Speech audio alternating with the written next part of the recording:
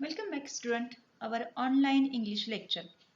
आता आपण मागच्या लेक्चरमध्ये काय बघितलं होतं की big data big inside 12th English new syllabus यामध्ये आपण what is the uses of big डाटाचं इंट्रोडक्शन बघितलं. त्याचबरोबर आपण काय बघितलं की बिग डाटाचे युजेस, त्यामध्ये आपण सर्वात पहिली कोणती गोष्ट बघितली होती तर लोकेशन ट्रॅकिंग. आता लोकेशन ट्रॅकिंगमध्ये आपण अभ्यास करताना बऱ्यापैकी आपण समजून घेतलं की लोकेशन ट्रॅकिंग कसं असतं. त्यानंतरच आपला रिमेनिंग टॉपिक जो राहिलेला होता म्हणजे जे सेकंड थर्ड फोर्थ आहेत की ते ह्या लेक्चरला आपण second third fourth topic cover करू.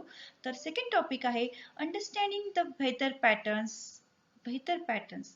आता या ठिकाणी म्हणजेच काय, वेदर्स म्हणजे हवामानाचे जे नमुने असतात किंवा हवामानाचा जो अंदाज घेतला जातो ते अंडरस्टँडिंग करणे, म्हणजे हवामानाचे जे नमुने आहेत ते काय करणं, समजून घेणं. आता बघा आपण भरपूर वेळा असं बघतो बघा की आपल्याला हवामान खात्याकडनं अंदाज येतो की आज पाऊस होणार आहे, पुढचे 4 दिवस पाऊस होणार आहे.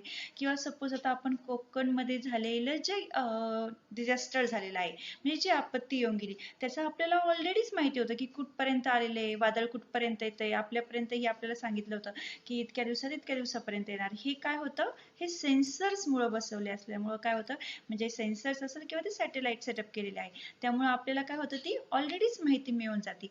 अशा पद्धतीने अंडरस्टँडिंग द वेदर पॅटर्न्स हे कसे आपण समजून घेऊ शकतो किंवा याचा आपल्याला कसा उपयोग होतो, म्हणजे या ठिकाणी बिग डाटाचं बिग इनसाइड मध्ये कसं यूज करून घेतला जातो आणि त्याचा आपल्याला किती फायदा होतो हे बघितले बघा. There are the weather.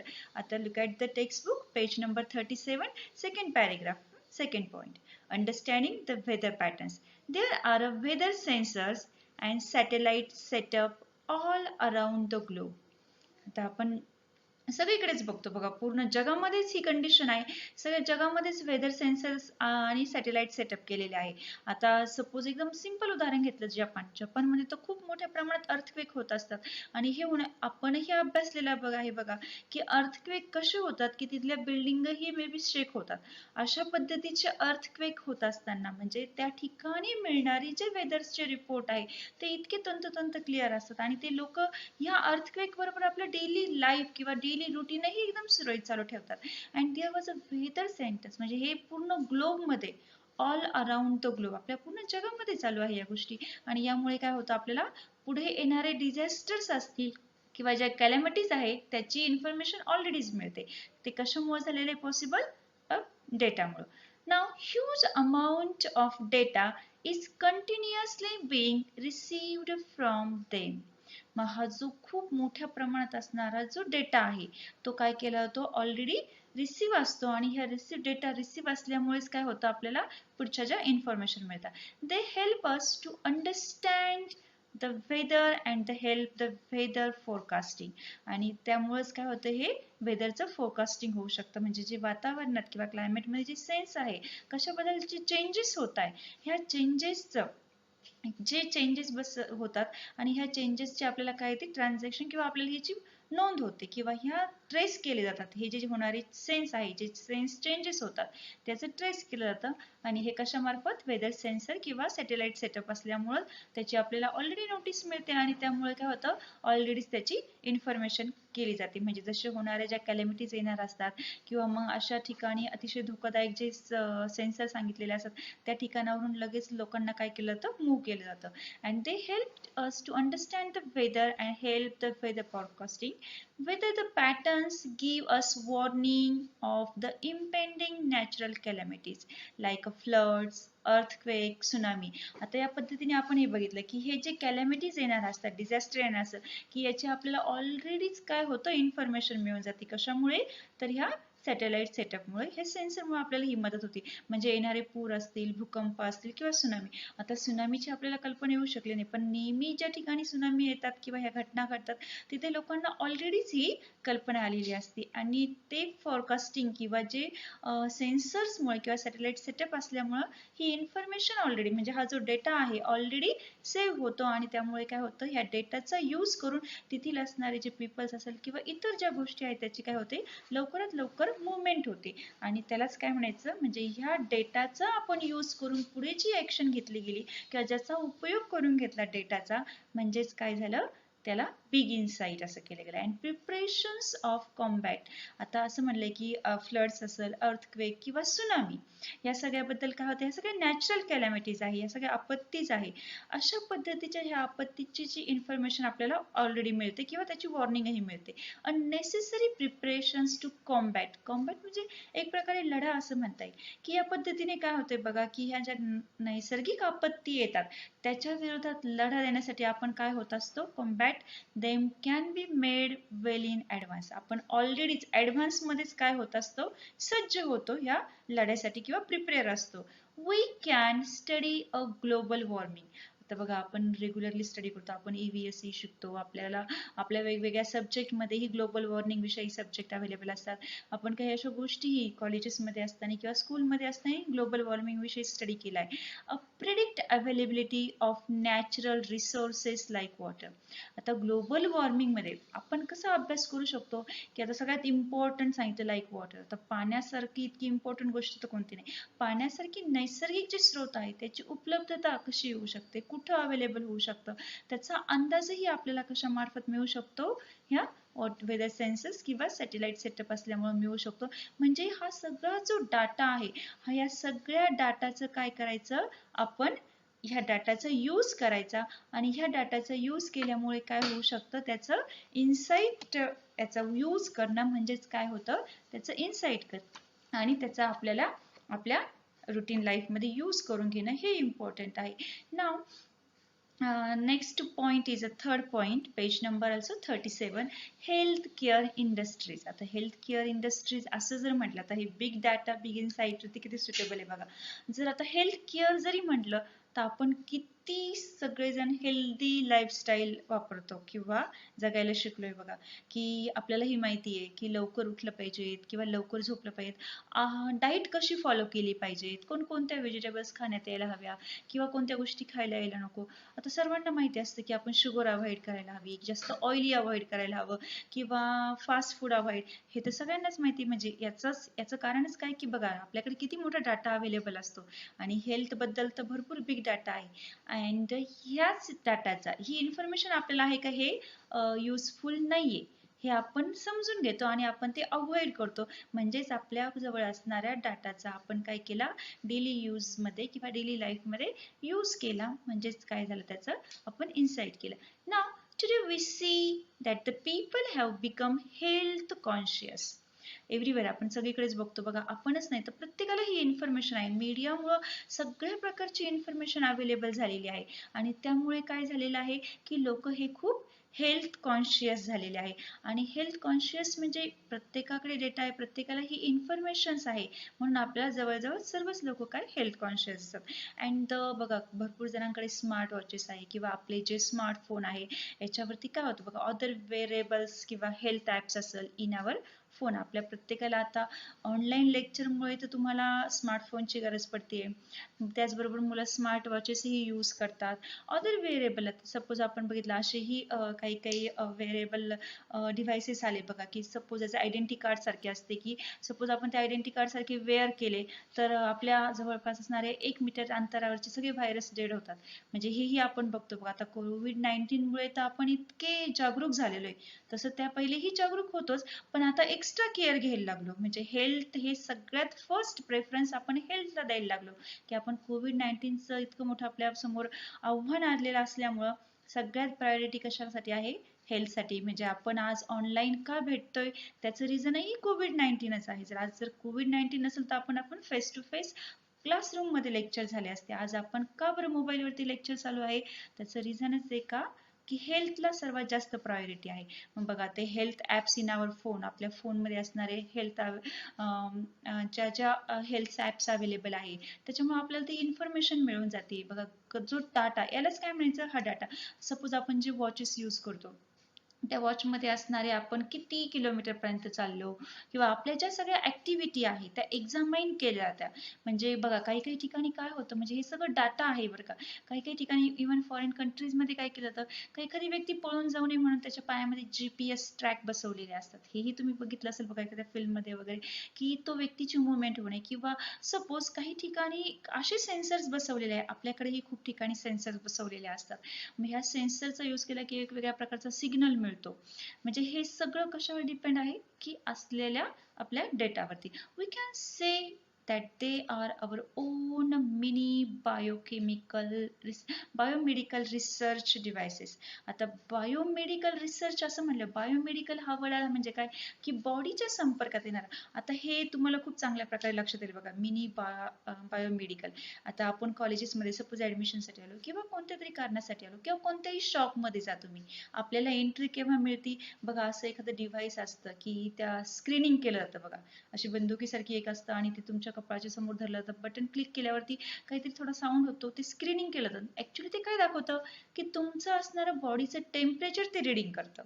किंवा त्याचप्रमाणे तुमची ऑक्सिजन लेवलही चेक केली जाते की तुमचे फिंगर्स इनहोल करायला लावतात आणि त्या पद्धतीने तुमचं बॉडीचं असणारा ऑक्सिजन लेवल वगैरे, BP वगैरे हे सगळं हे बायोमेडिकल असं म्हणता येईल, कारण ते बॉडीशी संपर्कात येतं. ते जे डिव्हाइस आहे ते बॉडीच्या संपर्कात आल्यामुळं ते आपल्याला ते तो रेशो दाखवतो किंवा जे प्रमाण दाखवलेलं असतं. आता आपल्याला हे सगळं आता खूप इझिली झालं की प्रत्येक ठिकाणी गेल्यावर हे चेकअप झाल्याशिवाय, कारण COVID-19 मुळे आधी हे चेकअप खूप इम्पॉर्टंट आहे. अँड ते डिटेक्ट आवर हार्ट रेट, त्याच्यामुळे आपले हार्ट रेटही कळतात, ते मॉनिटरही केलं जातं. Monitor the patient sleep pattern, keep a record of his exercise, the distance walk. It's असे डिव्हाइसेस आलेले आहे की जे आपला स्लीपिंग टाइम किंवा आपला जो रेशो आहे, हार्ट रेट किती चाललंय, की आपलं BP असणारे, शुगर लेवल असणारे, ह्या सगळं काउंटिंग करणारे डिव्हाइस आहे. इव्हन ते हॉस्पिटलाइज मध्ये गेल्यावर तर होतातच, पण ह्या ऍक्टिव्हिटीज ह्या डिव्हाइसेसमुळे आपण स्वतःही काय करू शकतो, एक्झामाइन करू शकतो. आणि हे एक्झामाइन झाल्यामुळं काय होतंय की आपण किती डिस्टन्स चाललेलो आहोत किंवा किती वॉक केला. म्हणजे बघा आता असणाऱ्या स्मार्टफोन ह्या भरपूर रुग्णांच्या झोपेचं निदर्शन असेल किंवा हे उपकरणांमुळे काय झालेलं आहे, पेशंट स्वतःही स्वतःचं निदान करू शकले आहे किंवा स्वतःही स्वतःचा अनालिसिस करू शकतात की आपल्याला हा त्रास कशामुळे होतोय किंवा काय रिझन आहे. द अनालिसिस म्हणजे स्वतःचंही analysis of this data collected can be give a new insight and provide a personalized individual feedback to each and every person. Actually data किंवा डाटा हे आपण अमेरिकन इंग्लिशमध्ये यूज करतो आणि डेटा हे आपण ॲज अ स्टुडंट असल्यामुळं foreign English म्हणजे ब्रिटिश इंग्लिश फॉलो करतो. म्हणून प्रोनाऊन्सिएशन का डिफरंट आहे डेटा आणि डाटाचा, त्याचं हे आहे की आपण कॉलेजेसमध्ये किंवा स्कूल लेवलपर्यंत जोपर्यंत आहे तोपर्यंत आपण ब्रिटिश इंग्लिश फॉलो करतो, म्हणून आपण डेटा हे प्रोनाऊन्स करायचं. नाव अनालाइज द डेटा, ह्या डेटा जो आपल्याला जी इन्फॉर्मेशन मिळालेली आहे त्याचं युजिंग करणं, त्याचं यूज करणं इन आवर डेली लाईफमध्ये किंवा त्याचा हेल्प करून घेणं ह्या डेटाचं, तेच तर ते काय होतं, बिग इनसाइड होतं. म्हणजे आता हे सगळं इंडिव्हिज्युअल फीडबॅक झालं, आपण किती अंतर चालतो, किती आवर स्लिपिंग करतो, आपले हार्ट रेट काय, हे सगळं काय झालं, हे पर्सनलाइज झालं every person. Nowadays we have gadget to monitor blood sugar. आता अशी उपकरणं आले किंवा अशी साधनं आलेले व्यक्ती आपले वैयक्तिक अभिप्राय देऊ शकतात. म्हणजेच काय की हे डेटाचे अनालिसिस केलं जातं, विश्लेषण केलं जातं आणि हे विश्लेषण केल्यामुळे काय होतंय, आपल्याला आपली ब्लड शुगर लेवल कळते, ब्लड प्रेशरही कळते. Nowadays we gadget monitor blood sugar and blood pressures it is and to home 24/7 monitoring. म्हणजे आपण आता रुग्णालयात जसं रुग्णांना 24/7 ह्या देखरेखीची सुविधा दिली, म्हणजे की 24 तासाची सुविधा दिलेली असती, तशीच या गॅजेटमुळे काय होऊ शकतं, पेशंट आपलेही ब्लड शुगर किंवा ब्लड प्रेशर वगैरे हे गॅजेटद्वारे लक्ष देऊन किंवा त्याच्यावरही ऑब्झर्वेशन करून त्याची नोंद ठेवू शकतो. म्हणजे अशा पद्धतीने फक्त हेल्थ केअरमुळे किंवा अशा डिव्हाइसेसमुळे आपल्याला आपलं लाईफ खूप इझी झालं. म्हणजे हे बायोमेडिकल जे डिव्हाइसेस आलेले आहे की त्यामुळे आपल्याला आपली हेल्थची इम्पॉर्टन्स किंवा आता प्रायोरिटी आपल्या हेल्थसाठी आहे, म्हणून ह्या सर्व उपकरणांची आपल्याला ही आता जवळजवळ माहिती होत चालली. ही डिव्हाइसेस कशी यूज करायचे आणि त्यामुळे आपलं रुटीन बॉडी डेव्हलप कशी ठेवायची. Now with the help of big data the doctors can now a better diagnosis of any ailment. Ailment means आजार. आपण बघा जर आजारी असेल सपोज, तर जेव्हा आपण पूर्वीच्या काही डॉक्टरांकडे जायचो, डॉक्टर आपलं डायग्नोसिस कसं करायचे, the effect of any drugs, की ते आपल्याला नेसेसरी ड्रग्स द्यायच्या आणि परत त्यांचं जे कसं होतं अननेसेसरी गेसवर्क, हे सगळं गेसवर्क असायचं. ते आपल्याकडनं हिस्ट्री ऐकून घ्यायचे, काय काय त्रास होतोय, कसा कसा होतोय, आणि ह्या जो होणारा त्रास आहे म्हणजे आपल्याकडून माहिती करून त्याच्यावर गेसवर्क करून ते काय करायचे, सिग्निफिकंटली रिड्यूस, की तो कसा प्रकारे कमी कमी होत जाईल, रिड्यूस होईल तो आजार, असं त्यांचं गेसवर्क, असं डायग्नोसिस व्हायचं. पण past record of the patients can be maintain and better analysis of the health can be obtain. पण आता बघा सगळं हे डेटामुळे काय झालंय, आपल्या फॅमिली डॉक्टर असेल तर त्यांच्याकडे आपले फाईल्स, आपले डॉक्युमेंट्स किंवा आपलं सगळं काय केलेलं असतं, मेंटेन केलेलं असतं आपले सगळे डॉक्युमेंट, आणि त्यामुळे ते मॉनिटर करून ती हिस्ट्री बघितली जाते. आणि जो एलिमेंट असेल की हे डायग्नोसिस म्हणजे आपल्या हिस्ट्रीच्या आधारे आपल्या असणाऱ्या डेटाच्या साहाय्याने आपल्यावर काय करू शकता, ॲक्युरेट डायग्नोसिस करू शकता. आणि त्यामुळं या ठिकाणी कोणत्याही प्रकारे गेसवर्क करण्याची गरज राहिली नाही. त्यांना पेशंटची हिस्ट्री माहिती आहे आणि त्याचाच हिस्ट्री माहीत असण्याचा अर्थच म्हणजे काय, त्यांच्याकडे डेटा अवेलेबल असल्यामुळं ही एवढं सोपं झालं. हा डेटा अवेलेबल आहे त्यामुळे त्यांनी त्याच्यावरती लगेच त्या पद्धतीने डायग्नोसिस केलं, म्हणजेच काय केलं गेलं, डेटाच्या आधारे त्यांनी इन्साइट केलं गेलं. अशाच पद्धतीने काय म्हणायचं, बिग डेटा बिग इन्साइट. हे किती इम्पॉर्टंट आहे बघा आपल्या हेल्थमध्ये. Now patient can be maintain the better analysis of the health can be obtain. Big data helps in monitoring the outbreaks of the epidemics and disease. आता epidemic म्हणजेच काय, आता बहुतेक वेळा काय होतंय बघा, रुग्णांच्या ज्या मागील नोंदी असतात किंवा जे आरोग्याचे उत्तम विश्लेषण हे डेटाच्या आधारे मिळू शकतं डॉक्टरांना, आणि खूप चांगल्या प्रकारे अंदाज बांधायची गरज नाही, तर डिरेक्टली काय करता येतं, डायग्नोसिस करता येतं. आता या ठिकाणी बिग डेटामुळे काय झालंय, जे इपिडेमिक आहे म्हणजे जे साथीचे किंवा महामारीचे जे आजार आहे किंवा जे डिसिजेस आहे, जो रोगांचा प्रादुर्भाव आहे, त्यावरही काय करता येतं, रोखठोक ठेवता येतं. की माहिती असतं, डेटा अवेलेबल असतो की ह्या परिसरामध्ये ह्या दिवसांमध्ये काय होऊ शकतं, हे इपिडेमिक येऊ शकतं. आणि त्यामुळे काय होऊ शकतं की याची नोंद असल्यामुळे, याचा डेटा अवेलेबल असल्यामुळे ऑलरेडीच प्रिकॉशन घेता येऊ शकते. Monitoring the outbreaks of epidemics and disease, म्हणजे याच्यावर काय होतं, बिग डाटाचा हेल्प करून काय करू शकतो, मॉनिटरिंग केल्यामुळे याच्यावर ऑलरेडीच प्रिकॉशन घेतली जाते. आणि त्यामुळं त्या ठिकाणी होणारे जे एपिडेमिक आहे, साथीचे आजार असतील किंवा जे रोग असेल, त्यावर काय केली जाते, प्रिकॉशन किंवा त्या पद्धतीचे त्या ठिकाणी योग्य ती कारवाई केली जाते. आणि त्यामुळं काय होतं की अशा पद्धतीने त्या ठिकाणी हे येणारे जे एपिडेमिक्स आहे किंवा डिसीजेस असेल त्याच्यावरती प्रिकॉशन्समुळे हेल्प केली जाते. म्हणजेच काय होतं, इथं डेटाच्या आधारे इन्साइट वापरली जाते. हा आहे important big data as a big insight. Now just when you post your message I am down with a flu or on a WhatsApp or Facebook, जर तुम्ही व्हॉट्सॲपवरती किंवा फेसबुकवरती फक्त जर सपोज आता असं टाकलं की I am down with a flu, म्हणजे मला फ्लू झालेला आहे, तर काय होईल बघा, जर तुम्ही फेसबुकवरती असं टाकलेलं असेल तर तुमचं काय होईल, जो प्लेस आहे त्याच्यावरती लगे मॉनिटर केलं जाईल, प्लेस कोणता आहे, लगे प्रोसेस चालू होणार, लगे नेसेसरी ट्रीटमेंट तुम्हाला मिळणार. फक्त समजलं की तुम्हाला, आता आपल्याला बघा कोविड-19च्या काळामध्ये लोक तर घरोघरी चेकअप करायला येत आहे की तुम्हाला फ्लू आहे का, आणि असेल तर लगेच ते काय करतात, पुढची ट्रीटमेंटसाठी आपल्याला पुढे लगेच ट्रीटमेंट फॉलो करायला लावतात. जस्ट व्हेन यू पोस्ट, फक्त तुम्ही टाकून बघा, त्याच्यावर तुम्हाला भरपूर काय येते, त्या डेटाच्या आधारे ती एक पोस्ट टाकली, I am down with a flu, असं जरी टाकलं तर त्याच्यावर लॉट ऑफ इन्फॉर्मेशन अवेलेबल होते. And the areas affected by flu can be easily located and necessary precautions can be taken. आणि कोणत्या एरियामध्ये असं झालेलं आहे, कुठे फ्लूचे निघाले बघा, आपल्याकडे एखादा पेशंट जर निघाला कोविड-19चा किंवा पॉझिटिव्ह असेल, तर आपण तो पूर्ण एरिया सील केला जातो. तेवढी पाहिजे तेवढी प्रिकॉशन्स त्या ठिकाणी घेतली जाते. म्हणजेच याचा डेटा इन्फॉर्मेशन मिळणं किती गरजेचं आहे. हा डेटा मिळाल्यामुळं त्याचा लगेच त्याच्यावर उपयोजनात्मक कार्यवाही सुरू होतीच, म्हणजेच हे काय आहे, त्या ठिकाणी वापरलं जाणारं इन्साइट्स आहे. नाव pharmaceuticals companies would pay a huge amount to receive the health data of people to promote research in the particular area. बघा आता हे जे फार्मास्युटिकल कंपनीज आहे ते काय करतात की ते शोधातच असतात आणि ते खूप मोठ्या प्रमाणात ह्यूज अमाऊंट ते खूप मोठ्या प्रमाणात काय करतात अमाऊंट पे करतात कशासाठी ओनली डेटा आणि तो डेटा कोणता आहे हेल्थ बद्दल असणारा जो डेटा आहे की people promote the researchers in the particular area एखाद्या पर्टिक्युलर एरियामध्ये कशा प्रकारची हेल्थ आहे लोकांची किंवा कोणत्या प्रकारचे मेडिसिन्स त्या ठिकाणी अवेलेबल पहिल्या असायला हवेत या प्रकारचा डेटा अवेलेबल करण्यासाठी खूप मोठी अमाऊंट काय करतात ते पे करतात म्हणजे ते त्यांच्या बिझनेससाठी हेल्पफुल आहे आणि इव्हन अवर हेल्थसाठी हेल्पफुल आहे म्हणजे डेटाचा कशा प्रकारे यूज करून घेतात बघा ते म्हणजे डेटाचा यूज म्हणजेच काय बिग डेटा बिग इनसाइड असं with the help of the data gathered individuals are often given suggestions and solution for the problems they are encouraging म्हणजे बघा अशा विशिष्ट क्षेत्रामध्ये particular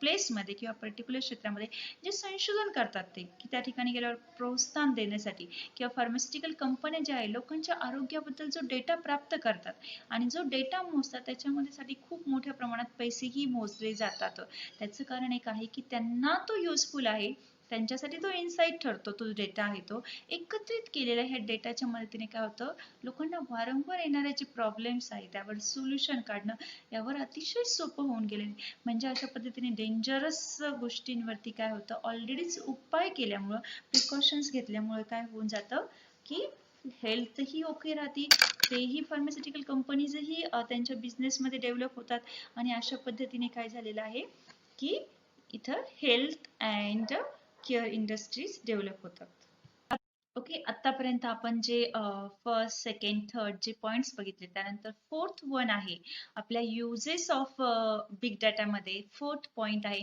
banking finance and trading page number 39 okay look at the page number 39 banking finance and trading म्हणजेच banking वित्त आणि व्यापार आता या ठिकाणी डेटाचा खूप मोठ्या प्रमाणात यूज आहे बघा डेटामुळे लोकांनी त्याचे इन्साइट कसे मिळवले म्हणजे अतिशय मोठ्या प्रमाणात बिग डेटा आणि बिग इन्साइट हे लक्षात येईल बघा with the big data analytic the investment pattern of the people can be studied New insight have enabled the bank and finance companies to come with a suitable plans.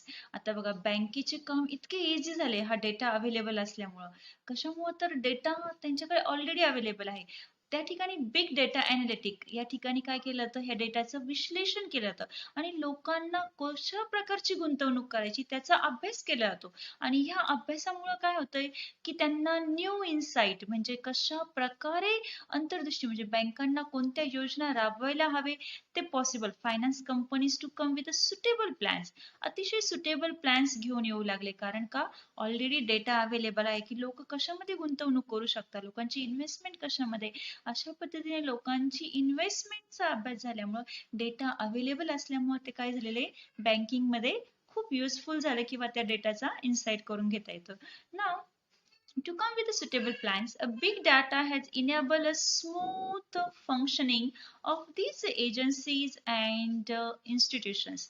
आणि अशा पद्धतीने खूप मोठ्या प्रमाणामध्ये बिग डेटासाठी एजन्सीज असेल किंवा इतर संस्थांचे जे कामकाज आहे तेही खूप सोप्या आणि सरळ पद्धतीने सुटसुटीत झालेले आणि खूप सिंपल वे हे काम चालू शकतं banking and finance sector is using a big data to predict and prevent cyber crimes आता आपण बघतो की अशा पद्धतीचे जे सायबर क्राईम्स होतात सपोज सायबर क्राईम्स असेल किंवा कार्ड फ्रॉड डिटेक्शन असेल अर्कायवल ऑफ ऑडिट ट्रायल्स आता या ठिकाणी असं सांगता येईल बघा सायबर क्राईम्स जरी म्हटलं तर तुमच्या लगेच लक्षात येतं की सायबर क्राईम म्हणजे काय की डेटा किंवा नेटच्या साह्याने होणारे जे क्राईम आहेत त्याला आपण सायबर क्राईम असं म्हणतो सपोज असं तुम्ही असं म्हणाल कार्ड फ्रॉड डिटेक्शन हेही काय व्हायला लागलं प्रिव्हेंट व्हायला लागलं की प्रिडिक्शन करता यायला लागलं कशामुळे आता सपोज आपण मागेच ऐकलेलं आहे की एखादं आपलं आधार कार्ड असेल किंवा क्रेडिट कार्ड एटीएम कार्ड किंवा पॅन कार्ड याच्या साह्याने कशा प्रकारे फ्रॉड होऊ शकतं सपोज एक आधार कार्ड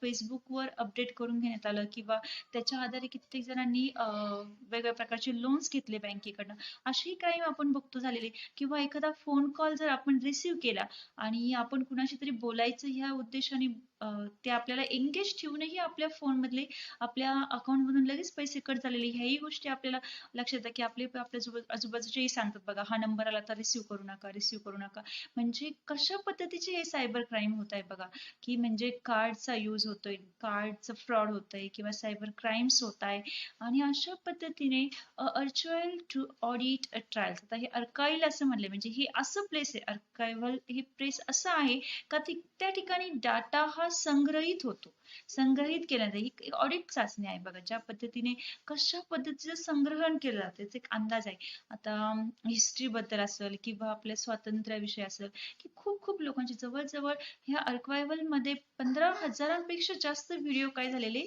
सेव्ह झालेले आहे आणि अशा पद्धतीचं या ठिकाणीही यूज होऊ शकतो की कसा डाटा असेल किंवा सर्व गुन्हे कसे होतील किंवा ते कसे थांबवले जातील याचा एक अंदाज करण्याचं एक संग्रहण केलेलं आहे अशा पद्धतीचे बँकमध्ये होणारे जे गुन्हे आहेत किंवा वित्त क्षेत्रामध्ये जे होणारे गुन्हे आहेत ते थांबवण्यासाठी सुद्धा काय होऊ शकतं ह्या बिग डेटाचा यूज होऊ शकतो म्हणजे अशा पद्धतीचा आपण बिग डेटा हा आपल्याला जेवढा युजफुल आहे बँकिंगमध्ये तेवढाच तो काय होऊ शकतो गुन्हे रोखण्यासाठीही फायदेशीर ठरू शकतो नाव by analysis the past data of their customers and their data on previous brute force attacks bank can predict future attempts आता बघा ग्राहकांची जी मागील प्रिव्हियस डेटा आहे तो जो डेटा आहे किंवा ज्यामध्ये सायबर क्राईम जे झालेले आहे बघा जे म्हणजे सायबर हल्ले असं म्हणता येईल जे प्रिव्हियस ब्रूट फोर्स होऊन गेलेले जे अटॅक होऊन गेलेले आहे की ते भरपूर वेळा कोणत्या चुकीच्या गोष्टीमुळे झाले किंवा चुकीचा पासवर्डची एंट्री दिसते हे कशामुळे झालेलं आहे आणि त्याच डेटाचा कॅन प्रिडिक्ट फ्युचर अटेम्प्ट त्या डेटाचे जे विश्लेषण सांगितलेले हे विश्लेषण करून बँका काय करताय भविष्यामध्ये अशा प्रकारची घटना घडू नये त्यासाठी प्रयत्नात असतात किंवा ते एक अंदाज करून काय करता असे प्रकारचे गुन्हे न होईल याची प्रिकॉशन घेतात. Now the big data not only helps the predicting cyber crimes but it also helps the handling the issues related to mistransaction. आता मिसट्रान्झॅक्शन आपण असं कसं म्हणू शकतो बघा की भरपूर वेळा काय होतं बघा किंवा फेल्युअर इन नेट बँकिंग असंही म्हणता येईल फेल्युअर इन नेट बँकिंग कसं घडतं हे की सपोज बघा काय म्हणता येईल हॅक एखादं सर्व्हर असेल की ते हॅक केलं जातं की कशा प्रकारे हॅकिंग करून एका बँकिंग म्हणजे एका ठिकाणावरून एका अकाउंट मधले पैसे दुसऱ्या अकाउंट मध्ये येतात किंवा दुसऱ्या अकाउंट मधून काढलेले पैसे कसे ट्रान्झॅक्ट होतात कशा प्रकारे ट्रान्झॅक्शन होतं हे हॅक करून यावरती काय होऊ शकतं म्हणजे हे चाललेले जे चुकलेले जे व्यवहार असेल किंवा त्या संबंधित नेट बँकिंग कडून जे जे अपयशी ठरलेल्या गोष्टी असतील त्यामध्ये ते हाताळण्यासाठी काय होऊ शकतं हेल्प होऊ शकते आणि अशा पद्धतीने सर्व्हर मध्ये ज्या गोष्टी संभाव्य जे स्पाइक्स असतात आपण बघितले बघा it can even predict possible spikes आता स्पाइक्स हा वर्ड तुम्हाला ही बऱ्याच जणांना तुमच्यापैकी माहित असेल एक तुम्ही हेअरस्टाईलचा प्रकार म्हणूनही स्पाइक वर्ड प्रसिद्ध म्हणजे टोकदार असा काहीतरी अर्थ होतो त्या ठिकाणी पण इथे अर्थ आपण असं घेत आहे की a possible spike to servers that can bank म्हणजे काय होतं ते संभाव्य स्पाइकचा अंदाज देखील ठेवू शकते कशामुळं can manage the transactions accordingly म्हणजे अशा प्रकारे जेणेकरून जे गैरव्यवहार होतात किंवा जे चुकीचा अंदाज किंवा चुकलेले जे व्यवहार आहेत त्या संबंधी जे नेट बँकिंग अपयशी ठरलेली आहे त्यामध्ये पण काय होऊ शकतं हे व्यवहार व्यवस्थित करण्यासाठी मदत होऊ शकते म्हणजे ह्या डेटाचा काय होऊ शकतो चांगला यूज करून इनसाइट तयार होऊ शकतं and the securities exchange commission म्हणजेच काय म्हणता येईल SEC is using big data to monitor financial markets for possible illegal trades and suspicious activities. म्हणजेच या ठिकाणी काय होतं बघा ज्या संशयित गोष्टी आहेत म्हणजे सिक्युरिटी एक्सचेंज कमिशन हे जे आहे SEC म्हणजे वित्तीय बाजार की जो वित्तीय मार्केट आहे किंवा जे शेअर मार्केट असंही म्हणतात हे शेअर जे मार्केट किंवा वित्तीय बाजारावरची नजर ठेवण्यासाठी किंवा जे फायनान्शियल मॉनिटर करणं फायनान्शियल मार्केट जे वित्त बाजार आहे त्याच्यावरती मॉनिटर करणं किंवा पॉसिबल इलिगल ट्रेड्स की जे गैरव्यवहार होत आहे किंवा जे संशयास्पद पॉसिबल इलिगल ट्रेड की काहीतरी संशयित गोष्टीवर लक्ष ठेवणे किंवा असस्पिशियस ऍक्टिव्हिटीज संशयास्पद असणाऱ्या ज्या गोष्टी घडतात मग आपणही बघतो बघा बँकिंग मध्ये असे सेन्सर्स बसवलेले असते काही काहीतरी संशयास्पद घडलं तर कोणत्या तरी वेगवेगळ्या प्रकारचे साऊंड्स किंवा अलाराम किंवा असे बेल्स वगैरे असतात आणि अशा प्रकारचं संशयास्पद काही निदर्शनास आलं तर त्यावर काय होऊ शकतं, नजर ठेवली जाऊ शकते. यासाठी याचा यूज होतो. And the SEC is using network analytic and natural languages म्हणजे डिफरंट किंवा या ठिकाणी असे म्हणतात process of identifying possible frauds.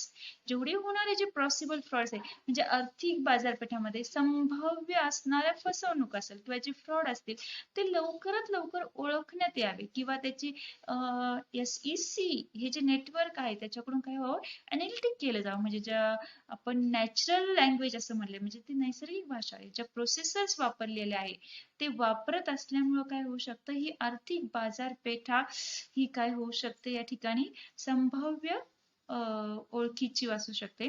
Now high frequency trading for example HFT असेल किंवा असे वेगवेगळे क्षेत्र असेल तर या ठिकाणी काय होऊ शकतं, बिग डेटाचा खूप मोठ्या प्रमाणात वापर होऊ शकतो. त्याचबरोबर आपल्याला अजूनही असं सांगता येईल बघा की बँकिंग फायनान्स अँड ट्रेडिंग मध्ये म्हणजे बँकिंग वित्त आणि व्यापार याच्यामध्ये जसं आपण आतापर्यंत बघितलं बघा कशा कशा प्रकारे बिग डेटाचा हा यूज होतो. याच्यामध्ये अजून एक नवीन कन्सेप्ट सांगता येईल बघा आपल्यासाठी, ही नवीनच टर्म आहे.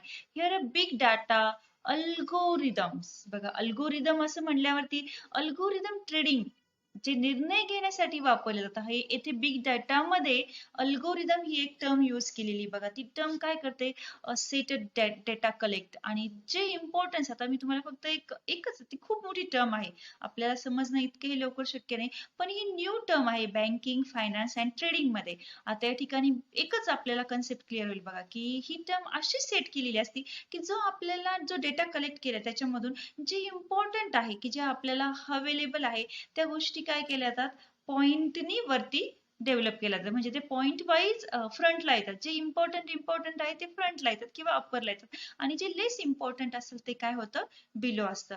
नाव algorithms are used to make a trading decisions. म्हणजे या ठिकाणी काय केलं जातं, हे बिग डेटाचे अल्गोरिदम निर्णय घेण्यासाठी वापरले जातात आणि अशाच पद्धतीचं आपल्याला ते युजफुल होऊ शकतं. आपण यामध्ये असंही म्हणू शकतो हे जे ट्रेड आहे ऑनलाईन ट्रेड ते फॉर एक्झाम्पल याचा सगळ्यात अल्गोरिदमचा इम्पॉर्टन्स कशामध्ये होतो, शेअर मार्केटमध्ये त्या टर्म मध्ये किंवा ज्या पद्धतीने today the majority of equity tradings now takes place via data algorithms that increasingly take into account signals from social media networks and the news website to make buy and sell decisions in split second.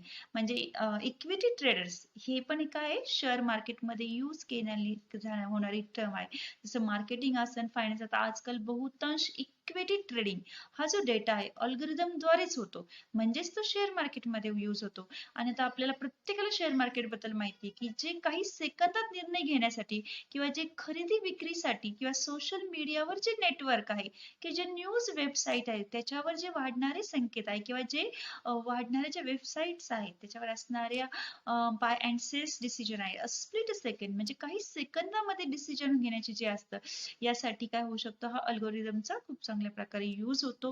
He term या ठिकाणी वापरली जाते आणि big data algorithm trading ही concept या ठिकाणी आपल्याला clear होते बघा की न्यूज वेबसाईट संकेत यामध्ये हे प्रमाण खूप वाढलंय. मोस्टली आपल्याला हे सगळ्यात जास्त कशामध्ये बघायला भेटू शकतं, ऑनलाईन ट्रेडिंग मध्ये म्हणजेच शेअर मार्केटमध्ये हे प्रमाण बघायला भेटू शकतं. नाव अशा पद्धतीने आपण या ठिकाणी बिग डेटा मध्ये हा टॉपिक बघितला. We will take a next topic in next lecture.